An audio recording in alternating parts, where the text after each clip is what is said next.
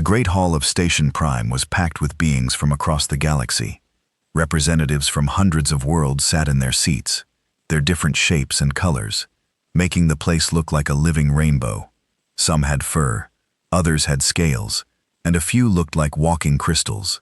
But today, all eyes were on one figure standing at the center stage. Ambassador Keth looked tired. His blue skin was pale, and his forearms trembled slightly as he gripped the speaking platform. The Vortian had requested this emergency session, and no one knew why. For 50 years, Keth had been quiet about the human conflict. Now suddenly he wanted to talk. "Friends," Keth began, his voice carrying across the silent hall, "I stand before you today, not as a proud warrior, but as someone who learned a terrible lesson. 50 years ago, my people made a mistake. We thought we understood war. We thought we understood victory. We were wrong." A low murmur ran through the crowd. The Vian Empire was known for its military strength. They had conquered dozens of worlds. What could have shaken them so badly? "Some of you have heard whispers about the humans," Keth continued. "You know we fought them. You know we lost ships, but you don't know the truth. You don't know what they really are." He pressed a button and a hologram appeared above his head. It showed a star map with several systems marked in red. "This is where it started, the Kepler system. We found a small human research station there. Just one station, maybe 200 people. We had 12 warships. Our generals called it a cleanup mission." Key's voice grew quieter, and the hall strained to listen. "We surrounded them. We sent the usual message: surrender, and you will be relocated. Resist, and you will be destroyed. Every species we had ever met chose surrender. It made sense. Why die when you could live?" The hologram changed, showing the research station as a small dot surrounded by larger Vortian ships. The humans sent back one word: no. Several delegates laughed. One word against 12 warships seemed funny to them. "We thought they were bluffing," Keth said, his face showing no humor. "We thought they would change their minds when they saw our weapons power up. We were patient. We gave them time to think." He paused, looking down at his hands. "They used that time to turn their research station into a bomb." The laughter stopped. "When we moved closer, they detonated their own home, their own people, their own children. The explosion was so big it destroyed 3 of our ships and damaged 2 others. 200 humans died in that blast. They chose death over surrender." A Zealand delegate stood up, his green tentacles waving. "Ambassador Keth, this is just one incident. Perhaps they were fanatics." "Or sit down," Keth said firmly. "I'm not finished." The Zealand slowly returned to his seat. "After the explosion, we found escape pods. 37 humans had survived. They were heading to an asteroid field. My commanders wanted to forget about them. 37 people couldn't hurt anyone," they said. "But our orders were clear. No human could be left alive in our territory." The Shiramine hologram showed the asteroid field, a dark region filled with floating rocks. "We followed them. 9 ships now after the losses at the station, against 37 civilians. It should have been over in minutes." Keth's voice became hollow. "It took us 3 days." He pressed another button. The hologram showed the inside of an old mining facility. They had found an abandoned mine. With tools meant for digging rocks, they built weapons. With computers meant for tracking ore, they created a defense system. With mining charges meant for breaking asteroids, they turned the entire field into a death trap. The images showed crude but effective modifications. Mining lasers mounted on makeshift turrets, or processors converted into missile launchers. Drilling equipment turned into armor plating. Commander Blake was their leader, Keth said. A woman who studied plants before the war. She had no military training, but she understood something we didn't. "What?" asked a delegate from the back. "She understood that humans don't fight to win. They fight to make sure you lose too." Keith gestured and the hologram showed the battle. Vian ships moved carefully through the asteroid field while explosions bloomed around them. For 3 days they held us off. Every time we moved forward, mines exploded. Every time we tried to land troops, their makeshift weapons drove us back. They used their own supply ships as decoys, filling them with explosives and sending them at our fleet. The display showed Vortian vessels damaged and drifting, their hulls torn open by mining charges. On the third day, we finally broke through. We lost 2 more ships, but we reached the facility. We were ready to capture the survivors, Key's forehands clenched into fists. The facility was empty, but Blake had left us a message. Words appeared in the hologram written in simple letters. We don't surrender. We don't retreat. We don't ask for mercy, and we don't give it. They had escaped in mining pods while we were fighting the automated defenses. But before they left, they had rigged the entire facility to explode when we entered. The hologram showed a massive explosion as the mining facility detonated. I lost half my remaining crew in that blast. Good soldiers who had families, who had futures. Blake killed them all with equipment meant for digging holes in rocks. Keith looked up at the assembled delegates, but that wasn't the end. We tracked the survivors to their home colonies. We thought surely now, facing our remaining fleet, they would see reason. We had 6 warships left. They had converted cargo, ships, and mining vessels. He shook his head slowly. They didn't see reason. They saw targets. The hall was completely silent now. Even the air recycling system seemed quieter. General Hayes met us at the colony. His flagship was a converted ore hauler. It had no armor, no real weapons. When I offered him terms of surrender, he laughed. Keith's voice cracked slightly. He said, "We already told you. We don't surrender." Then he rammed his ship into mine. The hologram showed the collision, the explosion, the debris. Hayes died with a smile on his face. I saw it through his bridge window as his ship broke apart. He was happy to die if it meant taking us with him. Keith looked around the room, meeting as many eyes as he could. That was 50 years ago. Now I hear the Zeal hegemony is preparing to attack human space. They think their technology will make the difference. They think they can succeed where we failed.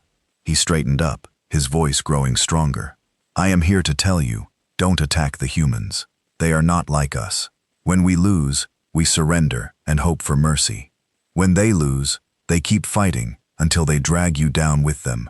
The warning hung in the air like a physical thing. They don't give last chances, Keth said finally, because they don't ask for them. Ambassador Keth paused for a moment, letting his words sink into the minds of the Galactic Council.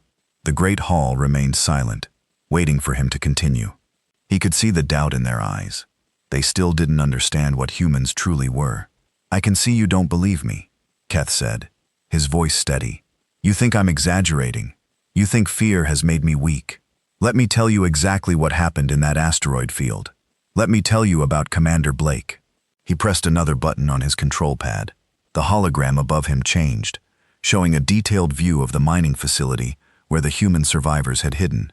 Blake was a botanist, Keth continued. She studied flowers and trees before the war. She had 2 children back on Earth, a husband who worked in a library. She was not a soldier, but when we cornered her and 36 other survivors in that old mine, she became something else. The hologram zoomed in, showing the interior of the facility. Crude modifications were everywhere. Mining equipment had been torn apart and rebuilt into weapons. We surrounded the asteroid field with our 9 remaining ships. The facility was deep inside, protected by hundreds of floating rocks. We sent them a message. Surrender now, and we will exile you to a prison planet. Your families will be allowed to visit. You will live. Keth's 4 hands gestured at the display. Blake's answer came back in 2 minutes. She said, "We told you already. We don't surrender. If you want us, come and take us." A delegate from the Crystal Collective raised a shimmering hand. Surely she was bluffing. 37 people against 9 warships. That's what we thought, Kath replied. Admiral Vex was my commanding officer. Then he was confident. He said, "These humans are emotional creatures. They make threats they cannot keep. We will be home for dinner." The hologram showed the Vian fleet moving into the asteroid field. The ships were massive compared to the floating rocks around them. We entered the field in formation. Our sensors showed the facility about 10 kilometers ahead. Simple approach, simple capture. Admiral Vex even prepared the prisoner transport pods. Keth's expression darkened. The first explosion came from nowhere, a mining charge hidden in a small asteroid. It took out our lead destroyer's engines. We stopped to help, thinking it was just one bomb. The display showed the damaged ship drifting helplessly among the rocks. Then the second explosion came, and the third. Blake had spent 3 days turning the entire asteroid field into a minefield. Every rock could be a bomb. Every shadow could hide death. The hologram animated the battle.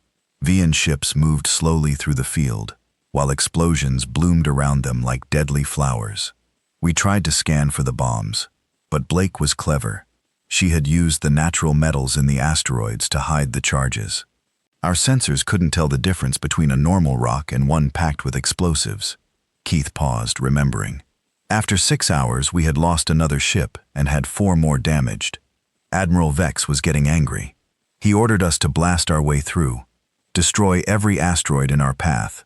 The display showed Vian energy weapons firing, turning asteroids into dust and debris. That's when Blake showed us her second surprise. She had been watching us through hidden cameras in the rocks. Every time we destroyed an asteroid, she would detonate charges in other areas, creating more debris to hide behind. She was using our own weapons against us. A Mantis delegate clicked his mandibles nervously. How could she coordinate so many explosions? The mining facility had a central computer system, Keth explained. Blake had connected it to all the charges. She could trigger any bomb in the field from her command center. She was playing with us like a child plays with toys. The hologram showed the view from inside the mining facility. Blake sat at a bank of monitors, watching the Vortian ship struggle through her trap. Her face was calm, focused. She looked like she was solving a puzzle, not fighting for her life. On the second day, Admiral Vex tried a new approach. He sent small fighters ahead to clear the path. Faster ships that could dodge the explosions. The display showed sleek Vian fighters darting between the asteroids. Blake was ready for this too. She had rigged some of the charges with motion sensors. The faster the fighters moved, the more bombs would explode. Our pilots had to choose: move slowly and be easy targets, or move fast and trigger more explosions. Keith gestured, and the hologram showed fighter after fighter being destroyed. We lost 12 fighters in 4 hours. Good pilots, experienced warriors. Blake killed them all while sitting in a chair pressing buttons on a computer. By the third day, Admiral Vex was desperate. He had lost 2 ships completely and had 6 more badly damaged. He decided to ram through the field at full speed, accepting the losses. The hologram showed the remaining Vian ships charging forward, explosions erupting all around them. Blake let us come. She waited until we were almost at the facility, until we thought we had won. Then she triggered her final surprise. Keth's voice dropped to almost a whisper. She had turned the facility's ore processing plant into a massive bomb. When we were close enough, she detonated it. The explosion was so big, it cracked asteroids 5 kilometers away. The display showed the enormous blast, debris flying in all directions. I lost another ship, and most of my crew in that explosion, but somehow some of us survived. We reached the facility. Keith looked around the hall. It was empty. Blake and her people had escaped in mining pods while we were fighting through the field, but she had left us something. Words appeared in the hologram. "Welcome to our home. Sorry, we can't stay to chat, Blake." Below the message was a timer, counting down from 60 seconds. The hall was completely silent now. Blake had rigged the entire facility to explode. She wanted to make sure we understood her message. Even in defeat, even while running away, she would not let us have her base. The hologram showed Vian soldiers running desperately for their ships. As the countdown reached 0, half my remaining crew died in that blast. The facility took 3 more of my ships with it when it exploded. Blake had killed more of us while running away than she had while fighting. Kay straightened up, looking at each delegate. That night, as we counted our dead, Admiral V said something I will never forget. He said, "These humans don't fight like soldiers. They fight like viruses. They don't try to beat you. They try to make sure beating them kills you too." He paused, letting the words sink in. Blake and her 36 survivors had destroyed, or damaged, 13 Vortian warships. They had killed over 3,000 of our people. And they had done it all with mining equipment and flower arranging skills. Kay's voice grew firm. That was when we learned the first rule about humans. They don't fight to win. They fight to make sure you can't win either. The delegates in the Galactic Council Hall shifted uncomfortably in their seats. Ambassador Keth could see the fear beginning to creep into their eyes. But he wasn't finished. The worst was yet to come. After the asteroid field, Keth continued. Admiral Vex wanted to go home. He had lost 7 ships and most of his crew. He said, "We had learned our lesson about humans, but High Command disagreed." The hologram above K changed, showing a new star system with several planets orbiting a yellow sun. The escaped humans were heading to the outer colonies. Military intelligence said Blake and her survivors would warn the other humans about our tactics. They said we had to finish the job before word spread. Cape's voice grew heavy with memory. So, we followed them. 6 damaged ships against what we thought would be frightened colonists. We still believed we could end this quickly. The display zoomed in on one of the planets showing cities and space stations in orbit. When we arrived at New Boston Colony, we found something unexpected. The humans were waiting for us. General Hayes had taken command of their defense force. A new figure appeared in the hologram. Hayes was a tall, thin man with gray hair and calm eyes. He wore a simple military uniform with no decorations. Hayes had been a logistics officer, Keth explained. His job was moving supplies and equipment. He had never commanded a battle fleet, but when Blake's message reached the colony, he became their leader.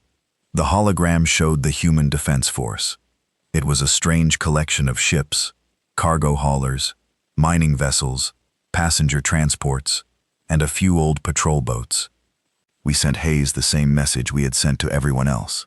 Surrender and be relocated. Your people will not be harmed. Keith paused, remembering Hayes's response. Hayes sent back a video message.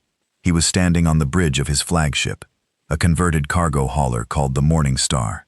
Behind him, we could see children's drawings on the walls, pictures of families, of pets, of home. The hologram showed Hayes speaking calmly into the camera. He said, "Admiral Vex, I have a message from Commander Blake. She says, thank you for the target practice. She also says, we have a gift for you. We hope you like surprises." Several delegates in the council hall made nervous sounds. They were beginning to understand how humans thought. "We should have run then," Keth said quietly. "We should have turned around and never come back." But Admiral Vex was angry. He had lost too many ships, too many friends. Since he wanted revenge. The hologram showed the battle beginning. The Vortian ships, still larger and more powerful, moved toward the human fleet. The battle should have been over in minutes. Our weapons were stronger, our armor thicker, our crews more experienced. But Hayes had learned from Blake's example. The display showed the human ships moving in strange patterns, never staying in one place long enough to be targeted effectively. Hayes didn't try to fight us ship to ship. He used his cargo haulers like rams, filling them with explosives and sending them at our vessels. He used mining ships to drop debris in our path. He used passenger transports as decoys, making us waste ammunition on empty shells. Keith gestured, and the hologram showed a cargo ship ramming into a Vian cruiser, both vessels exploding in a ball of fire. Captain Reed was commanding that hauler. Keth said she had 3 children back on the colony. She could have evacuated with the other civilians. Instead, she volunteered to pilot the ram ship. The display showed Reed's face in the moments before impact. Like Hayes, she was smiling. "Reed died destroying my sister ship. The glorious victory. 400 Vortian crew members died with her. She traded her life for 400 of ours, and seemed happy about the deal." A crystalline delegate raised a shimmering appendage. Surely this was desperation, not strategy. "That's what we thought," Keth replied. But Hayes had more surprises. The hologram showed human fighters, tiny compared to the Vortian ships swarming around the larger vessels. These weren't military fighters. They were civilian shuttles, work pods, even personal aircraft. The pilots were teachers, farmers, shop owners, people who had never fired a weapon in anger. The display showed one of the small craft attaching something to the hull of a Vortian ship. They were planting bombs by hand. These civilian pilots were flying close enough to touch our ships, attaching mining charges to our hulls, then flying away before the explosions. Keth's voice filled with a mixture of horror and admiration. Miller was a school teacher. She taught mathematics to 8-year-old children. But that day, she flew her shuttle right up to our flagship and stuck a bomb to our engine intake. The explosion crippled our main drive. The hologram showed Miller's shuttle tiny against the massive Vortian ship. When we tried to capture her shuttle, Miller set off another bomb inside her own craft. She died, rather than be taken prisoner. A teacher, who spent her life helping children learn, became a weapon that nearly destroyed our command ship. The battle continued in the hologram, showing more and more desperate human tactics. For 6 hours, they kept coming. Every time we destroyed one of their ships, 2 more would appear. When their weapons ran out, they used their ships as weapons. When their ships were destroyed, the survivors would put on spacesuits and continue fighting with hand tools. Kay pointed to the display, showing figures in spacesuits floating between the ships. Engineer Park had been working on the colony's water recycling system when the battle started. When his repair ship was destroyed, he didn't try to escape. He floated in space with a welding torch trying to cut through our hull plating. The hologram showed Park, a small figure in a bulky spacesuit, working methodically on the side of a giant warship. It should have been funny. One man with a simple tool, trying to damage a ship designed to survive asteroid impacts. But Park wasn't alone. The display showed dozens of similar figures, all working on different parts of the Vortian ships. They were everywhere. Maintenance workers, technicians, even janitors, all floating in space, all trying to damage our ships with whatever tools they had. Most of them died, but some succeeded. Small holes became big holes. Big holes became critical failures. Kay's voice grew quiet with respect. Hayes coordinated it all from his flagship. Even when the Morning Star was crippled, even when his bridge was on fire, he kept giving orders, kept encouraging his people, kept fighting. The hologram showed Hayes's ship, badly damaged but still moving. Finally, Admiral Vex had enough. He ordered all remaining ships to focus fire on Hayes's flagship. We were going to end this by killing their leader. The display showed energy beams converging on the human ship. Hayes could have surrendered then. His ship was dying. His crew was dying. His colony was about to fall. Any reasonable commander would have tried to save his people. Keith looked around the council hall, but Hayes wasn't reasonable. He was human. The hologram showed the Morning Star turning toward the Vian flagship, its engines glowing brighter and brighter. Hayes set his reactor to overload and aimed his ship directly at us. He was going to ram the flagship and take Admiral Vex with him. The display showed the collision course, the 2 ships racing toward each other. At the last second, Admiral Vex ordered an emergency turn. We barely avoided the impact. Hayes's ship exploded right where we had been, close enough that the blast damaged our hull. Keith paused, his voice heavy with memory. Through the viewport, I could see Hayes on his bridge as his ship broke apart. He was still giving orders to his crew, still trying to save his people. Even as he rode his exploding ship into death, the ambassador looked up at the assembled delegates, and he was smiling, just like Blake, just like Reed, just like all of them. He was happy to die if it meant hurting us. The hall was silent, except for the hum of the air recyclers. That was when I understood. Keth said finally, "Humans don't fight for victory. They fight for spite. They would rather die than let you win easily." Ambassador Keth stood quietly for a moment, watching the faces of the Galactic Council delegates. He could see the disbelief in their eyes. They still thought he was telling stories, not sharing the truth about humanity's true nature. After New Boston, Keth continued, we limped home with 3 damaged ships. Half our fleet was gone. Admiral Vex was broken mentally and physically. He kept saying the same thing over and over. They're not natural. No species fights like that. The hologram above Kath changed, showing the grand halls of Vortian High Command. Generals and admirals sat around a massive table, their faces serious. When we reported what had happened, our leaders didn't believe us. They said we were making excuses for our failures. They said humans were just another primitive species that needed to be controlled. Keth's forearms gestured helplessly. General Fane was the worst. He had never fought humans. He said we were weak, that we had let emotions cloud our judgment. He convinced High Command that what we needed was overwhelming force. The display showed a massive fleet of ships, hundreds of vessels stretching as far as the eye could see. They assembled the Grand Fleet, 300 warships under Admiral Dex, the largest military force in Vian history. They were going to solve the human problem once and for all. A Mantis delegate clicked his mandibles. Surely 300 ships could handle a few human colonies. Keth's laugh was bitter. That's exactly what Admiral Dex said. He called it pest control. He said they would sweep through human space in 3 weeks and be home for the victory celebration. The hologram showed the human star systems now defended by hastily assembled fleets. But the humans had been preparing too. Word of our attacks had spread through their colonies. They knew we were coming. The display zoomed in on a massive defensive line. Hundreds of ships, space stations, and orbital platforms formed a barrier across space. They called it the Titan Defense Line. Every human military ship, every converted civilian vessel, every armed space station they could move. Captain Rosa commanded the defense. A new figure appeared in the hologram. Rosa was a middle-aged woman with short black hair and tired eyes. She wore a simple fleet uniform with captain's bars. Rosa had been a cargo ship captain before the war, Keth explained. She moved supplies between colonies, nothing more.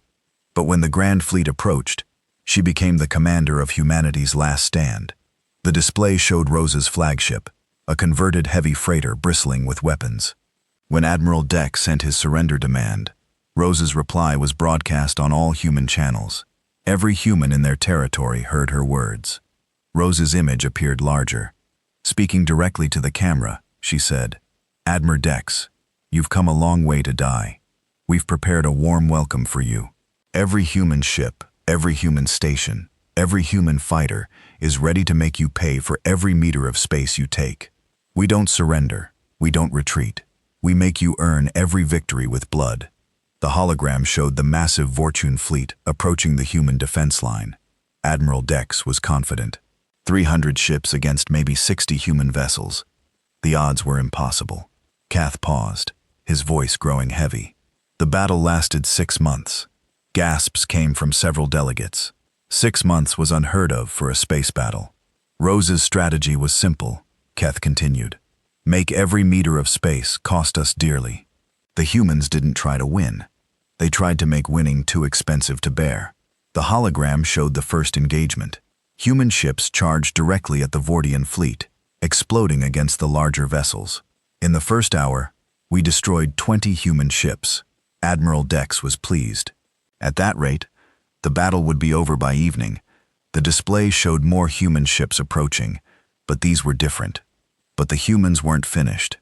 These new ships were filled with explosives, piloted by volunteers who knew they wouldn't return home. Kay pointed to one of the ships in the display. Lieutenant Park was 19 years old. He had joined the human Navy 3 months earlier. His ship was already damaged, but instead of retreating, he aimed it at our flagship and activated his engines. The hologram showed the young human's ship racing toward the Vortian command vessel. Park could have ejected. His escape pod would have saved his life. Instead, he stayed with his ship and flew it directly into our cruiser, Eternal Glory. Both ships were destroyed. Park traded his life for 800 of ours. The battle continued in the display, showing wave after wave of human attacks. For every ship we destroyed, 2 more would appear. Cargo haulers filled with bombs, passenger liners converted to missile platforms, even civilian yachts armed with mining charges. A crystalline delegate shimmered nervously. Where did they get so many ships? Every human who could fly volunteered, Keth replied. Farmers brought their crop dusters. Miners brought their ore haulers. Families brought their personal shuttles. They all wanted to fight. The hologram showed an amazing variety of vessels from massive cargo ships to tiny personal craft. Dr. Chen was a medical researcher. She had spent her life saving people, healing the sick. But when the call came, she loaded her research ship with explosives and flew it into our battle line. The display showed Chen's small ship weaving between the massive Vortian vessels. Chen's ship was too small to do much damage, but she wasn't alone. 50 other civilian ships followed her lead. 50 people who had never been soldiers, all choosing to die as warriors. The battle scenes grew more desperate, showing human space stations being moved into the combat zone. When their mobile ships were destroyed, the humans started using their space stations as weapons. They would move entire orbital platforms into our path, then detonate them when we got close. Keith gestured to show a massive explosion in space. Station Commander Lee had 10,000 civilians on his platform. When Admiral Dex demanded surrender, Lee evacuated the civilians and turned his station into a giant bomb. The hologram showed the space station as large as a small city, moving slowly toward the Vortian fleet. Lee could have surrendered. His civilians were safe. His duty was done. But he stayed with his station and flew it into our formation. The explosion destroyed 12 of our ships. The display showed month after month of fighting with the human numbers slowly decreasing, but the Vortian losses mounting steadily. By the third month, Admiral Dex had lost half his fleet. By the fifth month, he was down to 70 ships. The humans had maybe 20 vessels left, but they kept fighting. Keth's voice grew quiet with respect. Captain Rose's flagship was the last to fall. Her ship was a burning wreck. Her crew was dead or dying. Her weapons were gone. Any sane commander would have surrendered. The hologram showed Rose's damaged ship drifting in space with fires burning inside. Instead, Rosa activated her self-destruct and aimed her ship at Admiral Dex's flagship. She died in the explosion, but she took our command ship with her. The display showed the final explosion, 2 ships destroying each other in a ball of fire. When the battle finally ended, Admiral Dex had 50 ships left out of 300. The human defense line was gone, but so was most of our grand fleet. Keith looked around the council hall. Admiral Dex returned home, a broken man. He said the same thing Admiral Vex had said. They're not natural. No species should fight like that. The ambassador's voice grew firm. That was when we learned the second rule about humans. They don't fight until they cannot win. They fight until you cannot win either.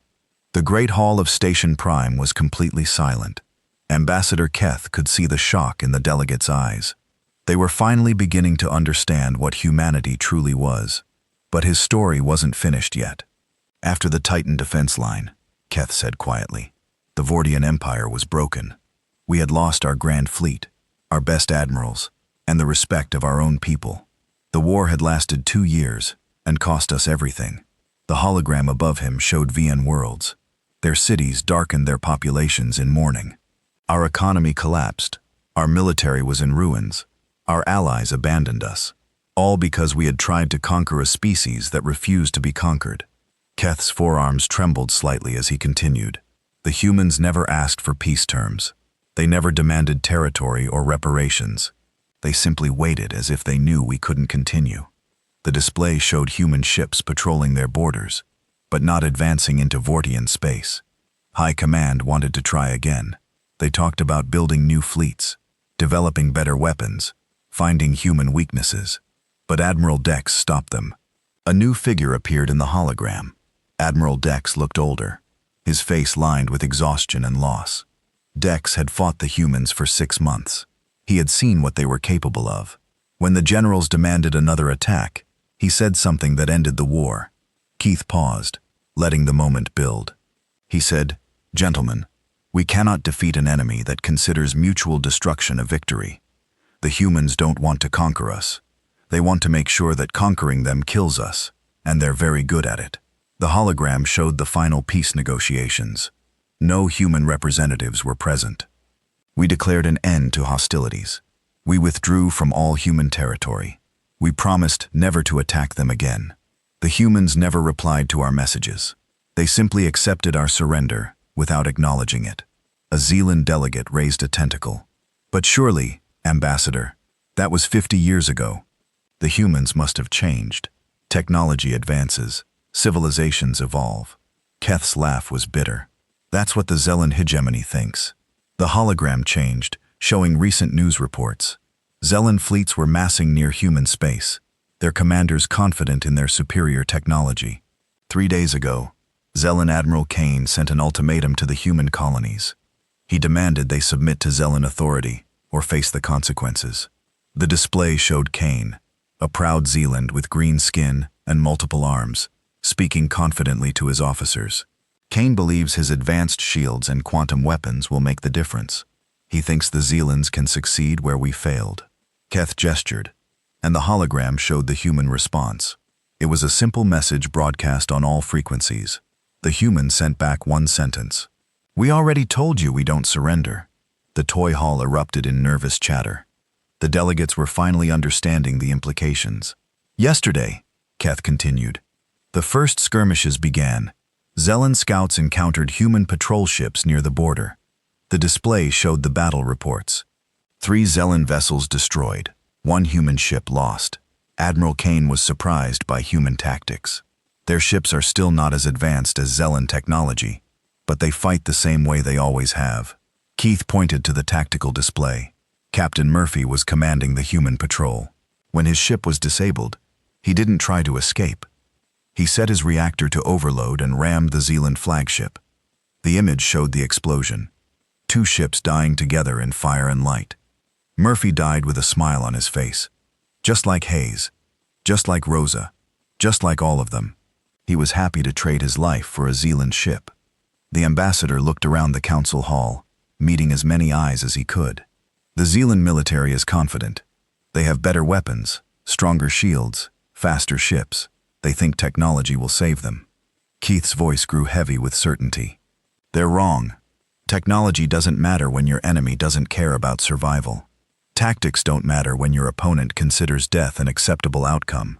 The hologram showed human colonies preparing for war. Civilian ships were being converted to weapons platforms. Children were being evacuated and volunteers were lining up at recruitment centers. The humans are doing exactly what they did 50 years ago. They're turning their entire civilization into a weapon. Every ship, every station, every person who can hold a tool. Images flashed across the display. Farmers modifying their equipment into weapons. Teachers learning to fly combat ships. Doctors rigging medical stations with explosives. Admiral Kane thinks he's fighting a military force. He doesn't understand that he's fighting an entire species that would rather die than submit.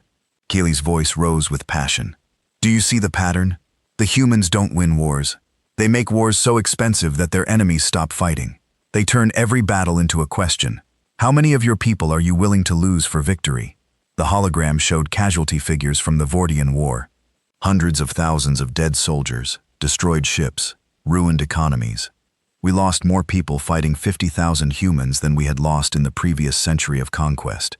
And the humans were just getting started. A crystal delegate shimmered nervously. What do you suggest we do, Ambassador? Stay away from them, Keith said firmly. Don't trade with them. Don't talk to them. Don't even look at them wrong. Humans are not like us. They don't follow the normal rules of war and peace. The display showed a map of the galaxy, with human space marked in red. When we fight until we cannot win. Then we surrender and hope for mercy. When humans fight, they fight until we cannot win either. They don't give mercy because they don't ask for it. Keith's voice dropped to almost a whisper. 50 years ago, Admiral Vex asked me a question that still haunts me. He said, "How do you defeat an enemy that sees mutual destruction as victory?" The ambassador looked up at the assembled delegates. The answer is simple. You don't. You leave them alone and hope they leave you alone too. Suddenly, alarms began sounding throughout the station. Emergency broadcasts filled the air. The Zellan Second Fleet had engaged human forces at the border. Early reports showed heavy zeal and losses. Keth watched the news feeds with tired eyes. And so it begins again, he said quietly. Another species will learn what we learned. Another civilization will discover that humans don't fight to win. He turned to face the council one last time. I have given you my warning. I have told you the truth about humanity. Whether you listen or not is your choice. The hologram showed Admiral Kane's flagship exploding as a human cargo ship rammed into it, both vessels dying together. But remember this, Keith said as he walked toward the exit. When the Zealand come to you in a year or two, broken and defeated, asking how to make peace with an enemy that doesn't negotiate. He paused at the door. Remember that I tried to warn you. Remember that humans don't give last chances because they never ask for them.